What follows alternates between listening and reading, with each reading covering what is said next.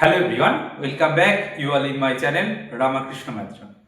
See, the topic of my today's discussion is one question from linear algebra, and that is from GATE 2022. Okay, interesting question. Question is given that P statement is given that n be a m cross n matrix. With m greater than n greater or equal to 2. If rank of m is n, then mx equal to 0 has x equal to 0 as the only solution. Okay, and second option is like this. Okay, not it is not option, q statement. Okay, p and q. Then question is which of the following statement is true? Means first option is p true, q both true, p and q both false. b opशन. c option बोल रहा है कि p true होगा, q statement false है. d option बोल रहा है p statement false है, q स्टेटमेंट ट्रू है. Okay, let's see how you can think about it. See question का explanation.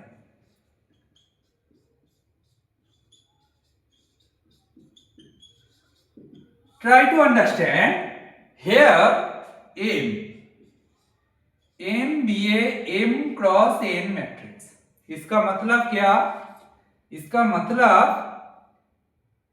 Number of row equal to m, number of column equal to n. Okay, and given that rank of m equal to n, it's mean use rank nullity theorem. Use rank nullity theorem. ये क्या बोलता है? ये बोलता है rank A plus nullity A equal to क्या होगा? Equal to क्या होगा?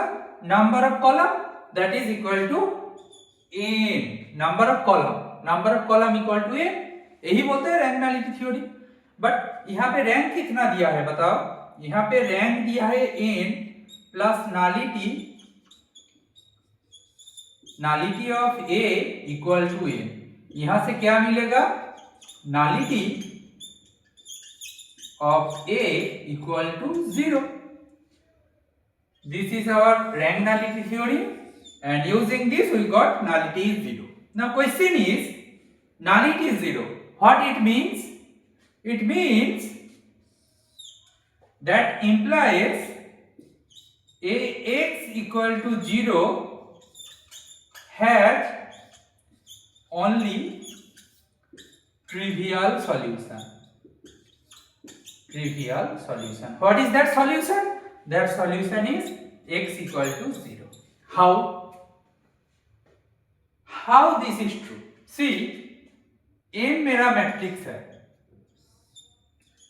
m के अंदर ये फर्स्ट रो है, सेकेंड डॉट डॉट करे mth row.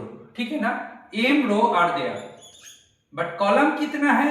n columns are there.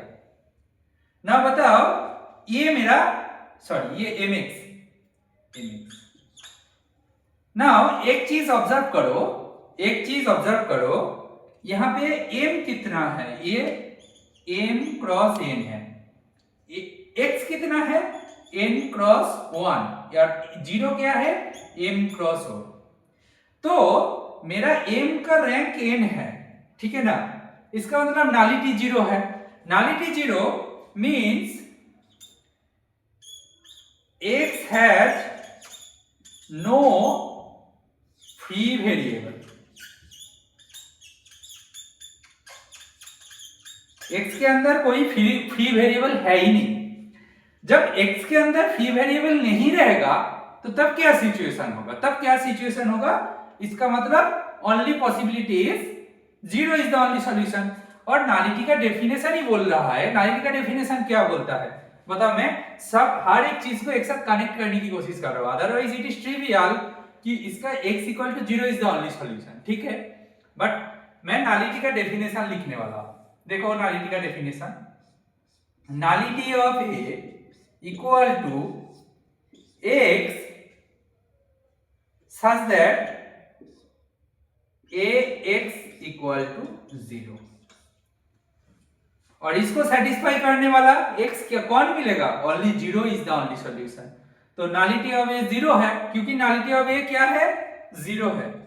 नालिटी of ए क्या है, 0 है, मतलब इसका रैंक है, मतलब इसका जो डायमेंशन है नल स्पेस, ये तो नल स्पेस है, इसका डायमेंशन मींस इसका ऑर्डर मान लो, ठीक है, ऐसे लिखो, तो दैट इज 0 एंड ये 0 है, इसका मतलब एक ही ओनली पॉसिबिलिटी इज 0, मतलब एक ही सॉल्यूशन है। ट्रिवियल वाला तो रहेगा, ठीक है ना, ट्रिवियल वाला से ज्यादा रहेगा, एक से ज्यादा होगा तो there are infinitely many, okay, but here only trivial one, so x equal to 0 is the only solution. तो तीनों चीज को कनेक्ट करने की कोशिश कर रहा हूं। नालिटी थ्योरम से तो हो गया नालिटी 0, इसका मतलब क्या, it has only trivial solution. दूसरा चीज ये दिखा रहा हूं, m का ऑर्डर देखो, x का ऑर्डर देखो, m का रैंक बोल दिया है n है, इसका मतलब इसके अंदर कोई फ्री वेरिएबल मिलेगा नहीं, so it has only all variable are not free, free variable मिलता तो it has infinitely many solution होता, but it has no free variable, इसका मतलब it has only trivial solution. और तीसरा चीज देखो, नल स्पेस का डेफिनेशन से हम बोल सकते हैं, जैसे नालिटी 0 हो गया तो हम बोल सकते हैं 0 is the only solution, got it. अच्छा, और क्यू स्टेटमेंट क्या बोल रहा है,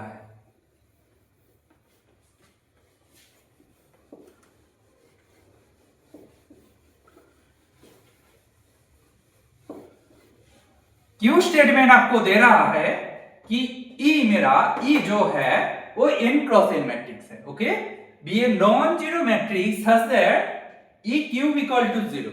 देखो एक चीज ऑब्जर्व करो, ई क्यूब 0, इसका मतलब क्या, there exist some n such that e power n is 0, that is E मेरा क्या है, नील potent.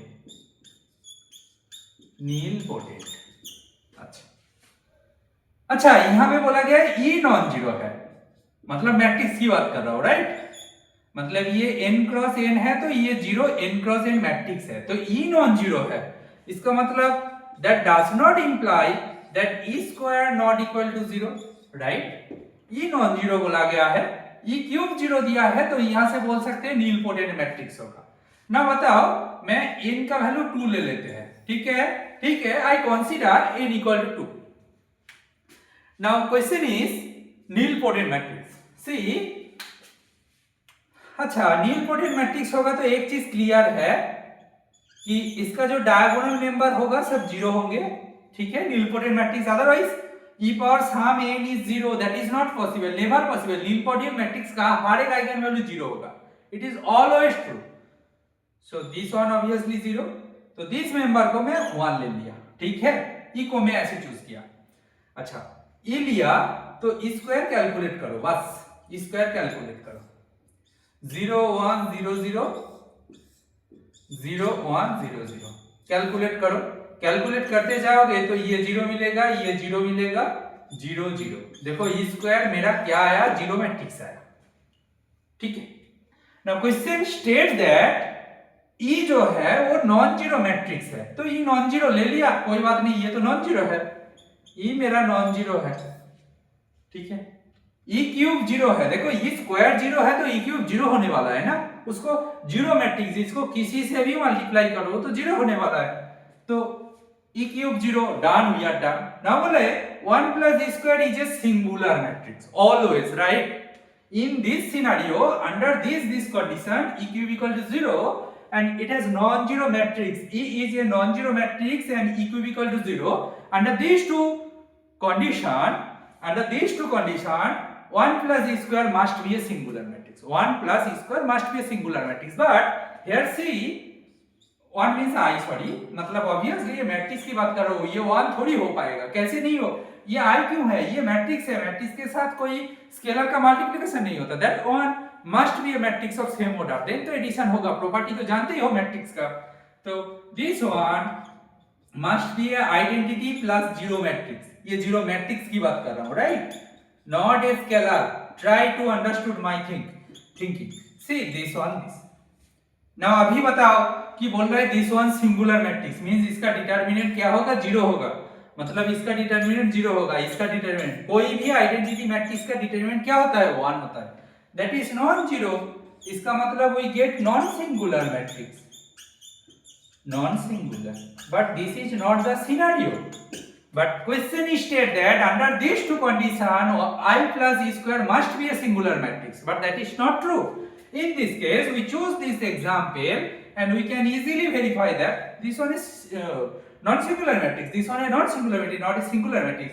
So our Q statement is false, P statement is true.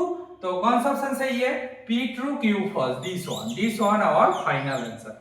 Hopefully you got everything. देखो मेरा approach ये नहीं है कि आपको बस फाइनल आंसर मिल जाए, वो तो आपको 2 मिनट में मिल जाएगा, जिनको आता है तो वो देखेंगे तो हो जाएगा.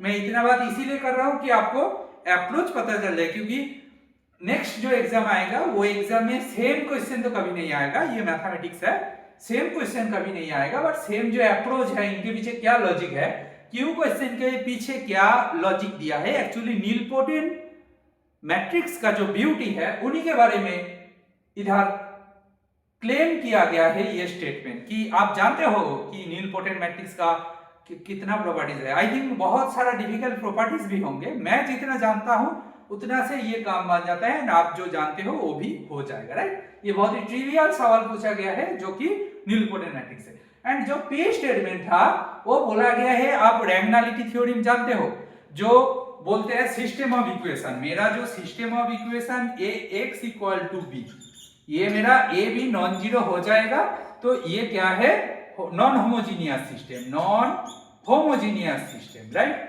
हम नॉन होमोजीनियस सिस्टम के लिए कब ट्रिवियल सॉल्यूशन मिलेगा, कब यूनिक सॉल्यूशन मिलते हैं, अंडर व्हिच कंडीशन, एंड कब नो सॉल्यूशन मिलता है. यूनिक नहीं होगा और नो सॉल्यूशन नहीं होगा तो there must be infinitely many, एक से ज्यादा होगा तो इनफाइनाइटली मेनी सॉल्यूशन मिलेगा. There is no scenario, no such scenario, there is only 2 solutions are there, that is not possible at all, right. So I think you got my point. So आपका answer होगा finally C option. If this solution is helpful for you, please support, subscribe and share my channel. Thank you.